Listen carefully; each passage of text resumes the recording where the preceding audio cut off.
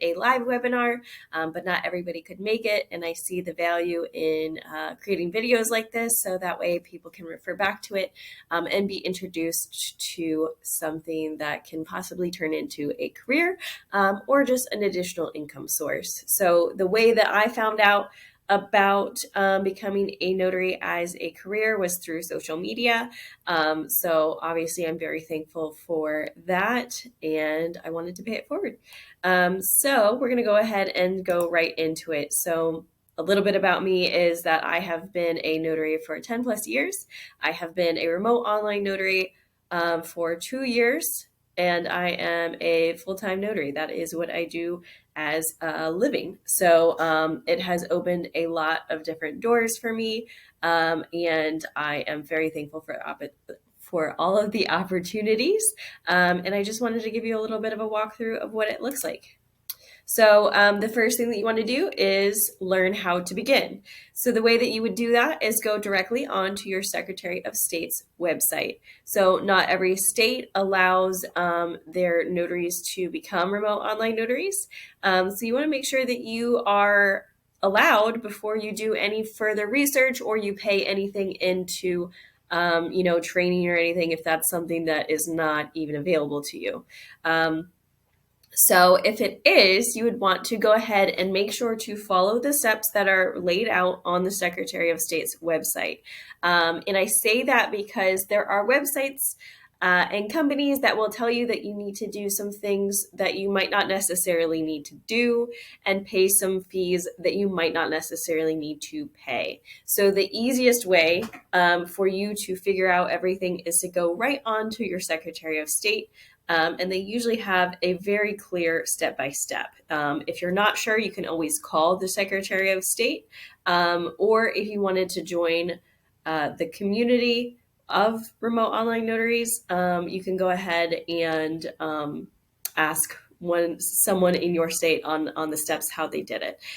Usually what you would have to do is also get errors and omissions insurance, increase your bond, and then you would have to choose your platform. So it is very important that you are following your state guidelines. That is going to be your roadmap of what you have to follow. So regardless of anything else that you hear from trainers or the internet or anywhere else, your state guidelines are going to be what you are held accountable to.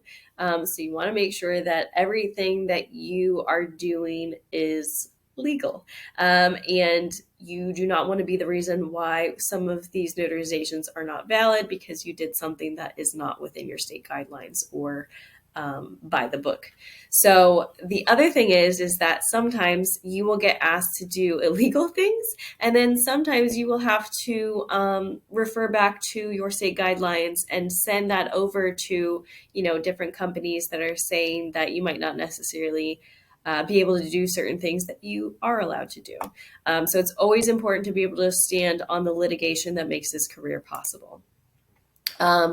Some of the things to think about, aside from just the renewal of your commission and your E&O, your bond, if you wanted to do a background check, is also the cost of the platforms. So when you are doing your research, the way to find your platforms is to go on your Secretary of State. So every Secretary of State should usually have a list of approved platforms. They're usually called remote online notary vendors. And you are limited to the platforms that are on that list. So make sure that when you are doing your research to check it against your Secretary of State, because even if you have you find the best platform ever that you really, really want to work with, if that is not on your Secretary of State's approved list, you can't work with them until, they take the steps to be approved within whatever state that you are in. So make sure that you do that. And then the other things to think about is the fee structure. So you want to look at the annual fee, you want to look at the monthly fee, you want to see if it is by session or by seal, or sometimes they do like a credit system. So you want to make sure that everything that you are doing on that is cost effective. So that is something that is nice to think about. The other thing that I like about becoming a remote online notary is that you wouldn't really need to do some of the higher cost items that you would as a in-person notary, which is the printer and the scanner. So that's always something that is nice. But there are costs associated with becoming a remote online notary. So the things that you would have to do to get ready. So you will most likely need a quiet place for the notarizations. You don't have to have the fanciest background ever, even though I do quite like mine. But you do not have to have a fancy background, just something that is not super distracting, pretty professional, and quiet. Usually, like I know that life happens, and when you are doing stuff, sometimes you just have to do notarizations on the fly.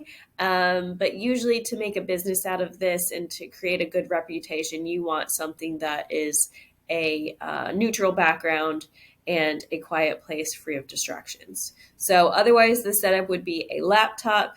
I like having a mouse, and I also like having a number pad on the laptop just so that when I am filling in some of that information, I have it right there. That's the bank teller in me. Otherwise, you would need headphones for if you are in public places. That way, they are in your ears, and you're not. They're not shouting out publicly sensitive information, so things that they wouldn't necessarily want to say to someone next door to you in Starbucks if that's where you're doing your notarizations. So it happens every once in a while. The good rule of thumb is to do it in an enclosed place that is private, but it happens. So otherwise, you would most likely need business cards. So when you are doing networking events or if you are doing mailaways, make sure that you are always carrying your business cards. I would probably, if I had to start over again, I would definitely opt for a email address with my business name instead of what I did beforehand. So I just used a Gmail. I regret that because now I have a professional email and now I get emails to both.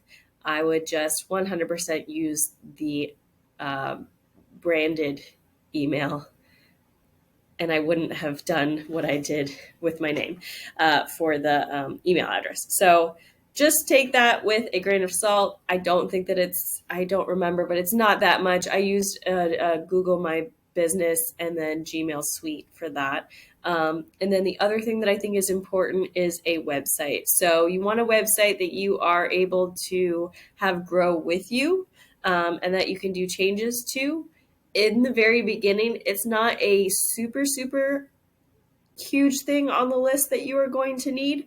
But it is important for you to be able to refer to people your website and then eventually have it grow with you. So you'll most likely need to get a domain website. I know you can get them from GoDaddy or Namecheap, but I am usually not the best person to ask about websites. So otherwise, the things that you want to do to set up your business is learn the platforms. You want to learn about pre-tagging because that will help you get your notarizations done faster. See if some of the platforms will let you do templates. Learn how to send out the notarizations, figure out your fees, get a pool of witnesses together, so that way you have people for when you need these witnesses for these notarizations. And then also, as always, collaborate with your fellow notaries. So this is a very good way for you to get your foot in the door. This is a good way for you to get your foot in the door. If you wanted to volunteer for some of these notarizations and just kind of pass work and be a referral source. Okay, once you become a notary, you will have to begin invoicing. For business vendors, you will usually have to wait for checks. So the interesting thing about that is that you will have to float the fees for these notarizations until you get those checks. So that's something to think about as you are doing this. When you are getting more volume, it's not uncommon to have a lot of different invoices that are still waiting to be paid, depending on the type of vendors that you have. So vendors meaning if you work with title companies, law firms, construction, depending on the type of the way that you diversify your income. For individual work, I would recommend getting the payment up front or directly during or directly after. I don't really recommend getting it after, but that is up to you on how you want to run your business. So otherwise, I wanted to talk about income sources, which is why most of us are usually here. We don't usually do this for fun. So the most common income source is loan signing. That is what you will most likely hear about all over social media, is that you can make the most amount of money through loan signing. The thing about that is that it can be very lucrative, but it is harder to train on how to learn how to fill out those types of documents. There's a bunch of different ways that these documents can come out to you, and it's very easy to miss some of the more tricky documents that can be in these packets. The packets can be anywhere from 20 to 300 pages, so it does take extra skill and training. So the second part that you can also do, and I also encourage you to look into, is general notary work. So they smash everything else that isn't loan signing into general notary work. I don't like relying on one income, and neither should you. So the name of the game for me is to diversify my income as a remote online notary. So I ended up putting some of the different sources that you can expect and look for and market to when you are first starting out. Some of this is law firms, insurance adjusters, general contractors, adoption agencies, military bases, tow and repo shops, and collision centers. So that is a very small part of the different industries that need notarization. It's almost every single industry that you can think of. It just takes some critical thinking and some skill and some networking, and just basically bugging those industry leaders to see what it is that needs to be notarized, so that way you can kind of come up with a game plan. Otherwise, for this, you are going to have to market. So I do not like building my house on a borrowed piece of land. So you want to market yourself. I like going direct for nearly all of my work. And I do not rely on any other source exclusively. So the signing services and everything, which I think we're going to get into, are always good, but marketing direct is usually the best way for you to get the highest cut of your income and your revenue. So if you don't market, it is not going to be sustainable long term. You'll need to identify your strengths, what it is that you're good at, and then just kind of go towards that. I also included a ton of different marketing ideas that you can use in this link. And then the most important part is following up. So following up is something that, like, I am not going to stand here and say that I am the best at, but it is something that is important for you to do as you are marketing, because otherwise you're just going to have to keep going and finding more and more and more different lead sources rather than just nurturing the ones that you have.